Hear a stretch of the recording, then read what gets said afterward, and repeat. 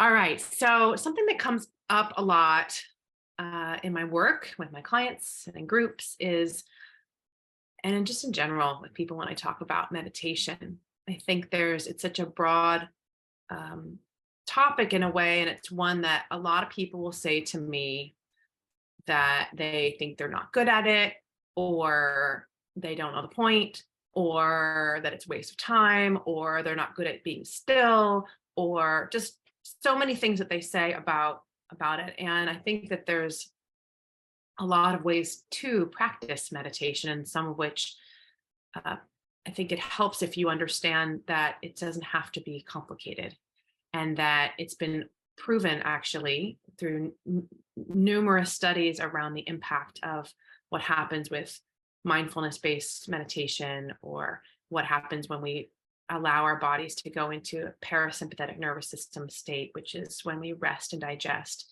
the way in which our body can repair so much more efficiently and effectively when we allow ourselves to be in a parasympathetic nervous system state versus stressed state, which versus what's called sympathetic dominant state, where you're always going and doing in high alert state. Um, so there's different kinds of meditation, and it doesn't have to be complicated. I think the best way to start is always something simple. And even for really experienced practitioners, I've been working with meditation for a really, really long time.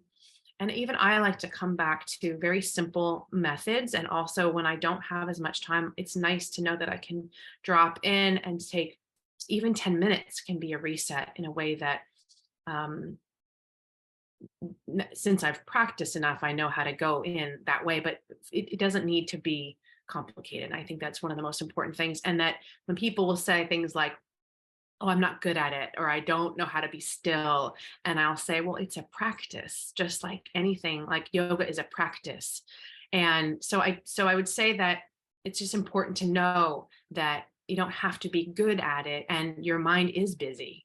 That's part of what practicing meditation is about, is watching the way in which our minds jump around and are busy. And that the more you practice it and the more you use tools to help focus the mind, the more it can really help.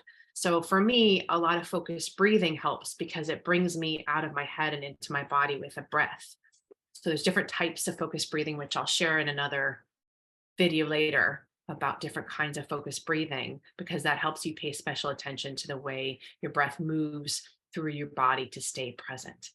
And then there's things like compassion focused meditation, and then which is there's a beautiful way in which it helps within our relationships, and of course everything is relationships. So, and that the loving ties that bond you with others in your life.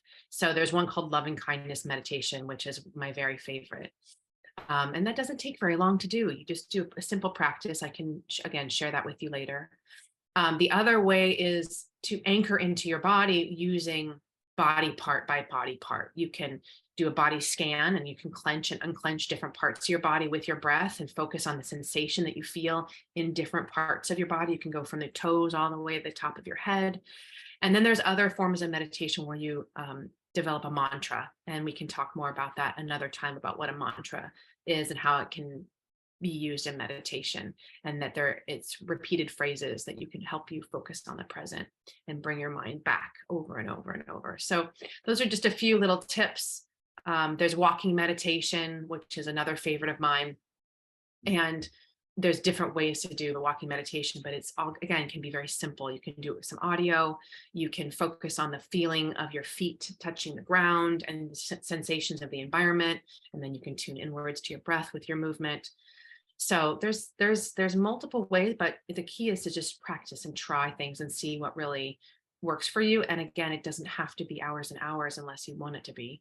And the usually with more time, you can go deeper in, and we all need guidance. So I think that just starting and practicing and playing, even with 5 minutes, 10 minutes, 15 minutes, is a really great place to start. And that, again, for those of you who I've worked with or even haven't worked with, that do a lot in your lives, to carve out that time, even if it means before you get out of bed in the morning, or something that's already woven into the habits of your life, will help you to try it out.